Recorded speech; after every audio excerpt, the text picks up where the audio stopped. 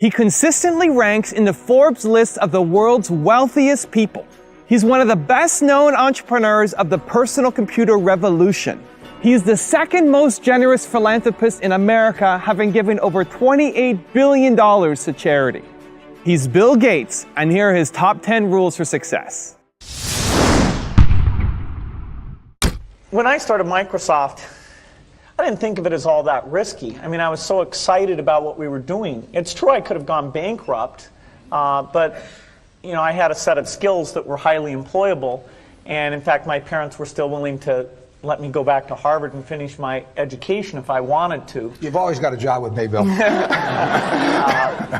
And the thing that was scary to me wasn't quitting and starting the company. It was when I started hiring my friends and they expected to be paid. And then we had customers who went bankrupt, customers that I'd counted on to come through. And so then I got this incredibly conservative approach that I wanted to have enough money in the bank to pay a year's worth of payroll, even if we didn't get any payments coming in.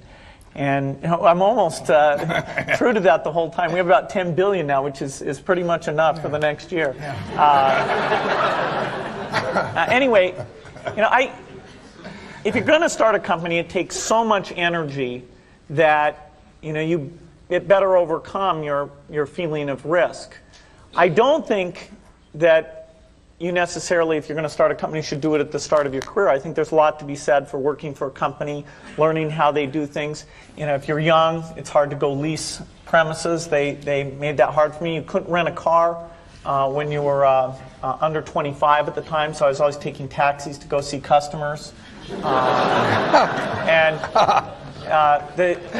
people would, you know, people would say, well, we're going to go have a discussion in the bar. Well, I couldn't go to the bar.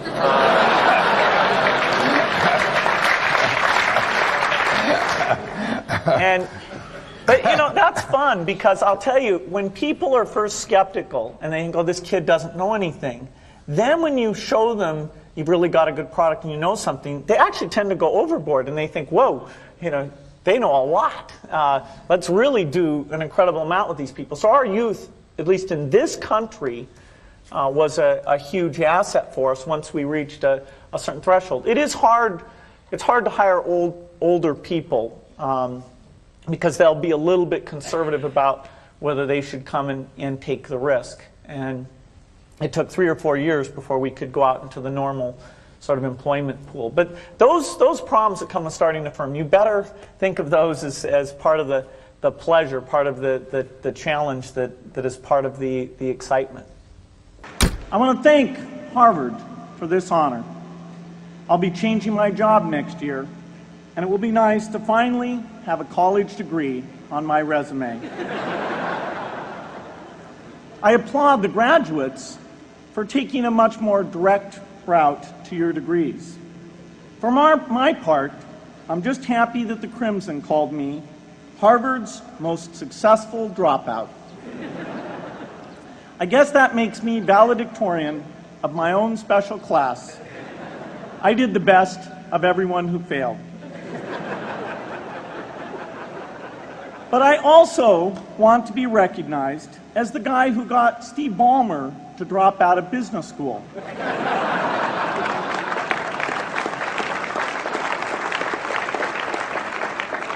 I'm a bad influence. That's why I was invited to speak at your graduation.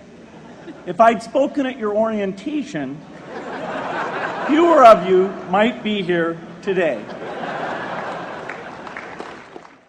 I'm in meetings a lot. My calendar gets very full with those, and then at night, after the kids have gone to bed, I'm on email a great deal. I get messages during the day. That's my chance to give long responses. And then over the weekend, I send a lot of mail as well.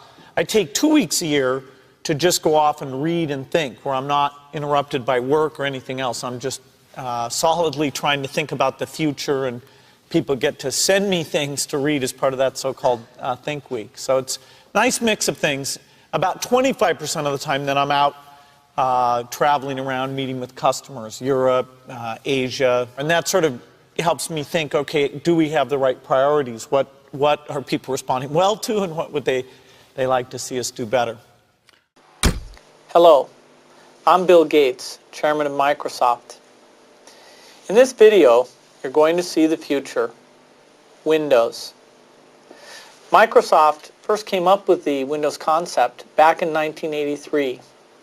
And today, the leading software users have switched into the Windows environment. It's really incredible how quickly our powerful applications like Word and Excel and PowerPoint have been adopted.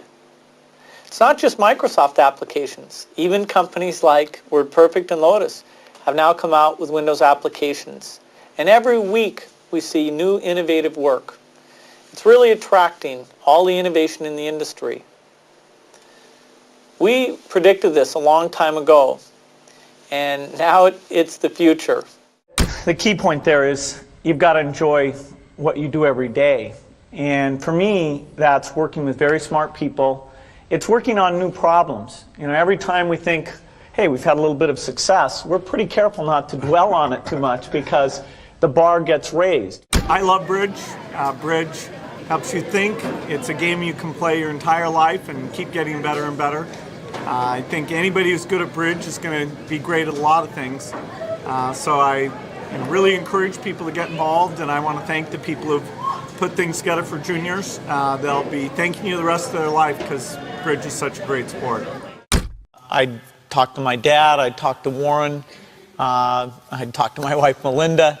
So I have enough people that know me and actually know where my judgment isn't its strongest, where I might get overexcited about something or, forget to think about something. And so they're good at correcting, particularly Melinda, good at correcting whatever those blind spots are. And I think it's good to encourage your friends and advisors to really give them that license. I can go to a party and forget to say hello to various people or something. That's a very minor example of my blind spots. Not to the hostess. Well, Melinda would help me do that. Yeah, she would, A small number of people that you can turn to on certain key things is a great asset. My best business decisions really have to do with picking people. Deciding to go into partnership with Paul Allen is probably at the top of the list. And then subsequently hiring a friend, Steve Ballmer. And having somebody who you totally trust, who's totally committed, who shares your vision and yet has a little bit different set of skills, and also acts as a check on you. Some of the ideas you come up with, you run by them because they're going to say, hey, wait a minute. Have you thought about this and that? And just, the benefit of sparking off of somebody who's got that kind of brilliance, it's not only made it fun, but it's really led to a lot of the success. So picking a partner is crucial. I had one habit that I developed when I was at college that was actually a very bad habit, which was I like to show people that I didn't do any work and that I didn't go to classes and I didn't care. And then at the very last minute, like 2 days before the test, I'd get serious about it.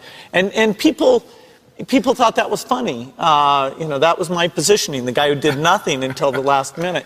Then when I went into business, that was a really bad habit. And it took me a couple of years to get over that. Nobody praised me because I would do things at the last minute, and I tried to reverse to students I didn't think that highly of, who were always organized and had things done on time. I'm still working on it, but procrastination is not a good habit. Bill can change clothes in the car. So I'm going to challenge Bill Gates, my partner in Facebook, Sheryl Sandberg, and Netflix's founder and CEO, Reed Hastings.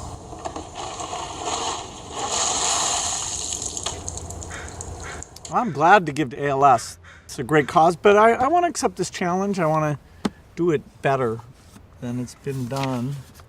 Been working on this, got this design. There we go. Yeah. It's going to be great.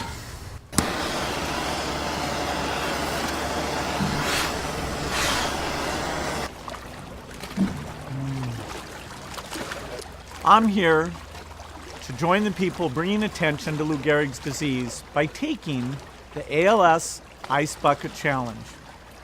I'm going to challenge 3 more people: Elon Musk, Ryan Seacrest, and Chris Anderson of TED. Consider yourself challenged. You have 24 hours. Good luck.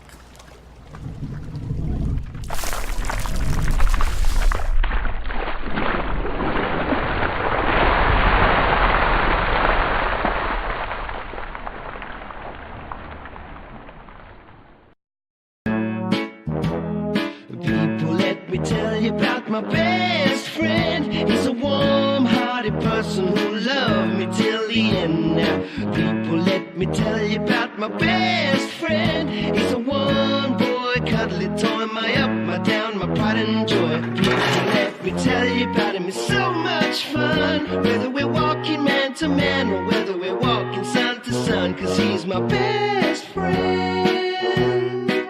Yeah, he's my best friend. La la, ba da da da ya, ba da da ya, ba da ya. Is it true that you can leap over a chair from a standing position? It depends on the size of the chair. I'll cheat a little bit. Yes!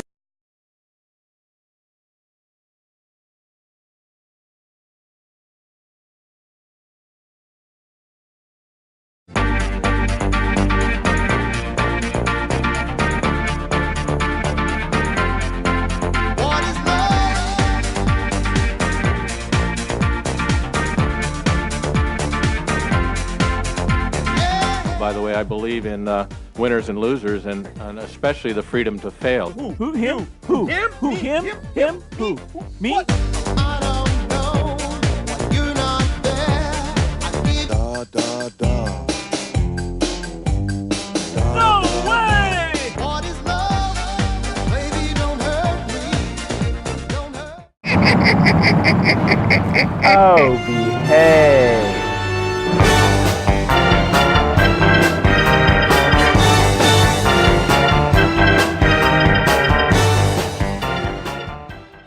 Thank you so much for watching. I made this video because a bunch of you guys were asking me to. So if there's a famous entrepreneur that you want me to profile next, leave it in the comments below and I'll see what I can do. I'm also curious to know what you think of Bill Gates as an entrepreneur and which of the 10 rules most resonates with you. Leave it below in the comments and I'm going to join in the discussion. Thank you so much for watching. Continue to believe and I'll see you soon.